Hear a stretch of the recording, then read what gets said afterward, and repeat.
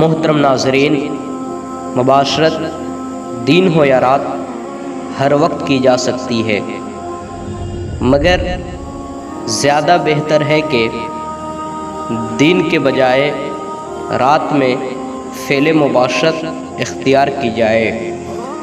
और नाज़रीन, जिस रात में मुबाशरत करना हो तो ज़्यादा मुनासिब है कि दिन में पहले मुबाशरत का ज़िक्र व तज़किरा मियाँ बीवी के दरमियान आ जाए, ताकि औरत अपने शौहर के लिए अच्छी तरह ज़ेबो ज़ीनत इख्तियार कर ले।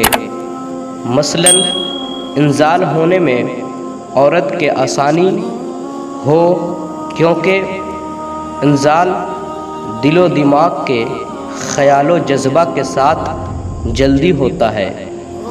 और नाज़रीन, जिस रात में मुबाशरत की जाए तो ज़्यादा बेहतर और मुनासिब है कि दिन को थोड़ा बहुत आराम कर लिया जाए, ताकि रात को नींद की वजह से जज्बात में कोई फ़र्क न आ जाए। तो मोहतरम नाज़रीन, अगर वाकई आपको इस मुख्तसर वीडियो से कुछ फ़ायदा हासिल हुआ हो तो इसे अपने अहबाब के पास शेयर करें। फ़कत वस्सलामु अलैकुम।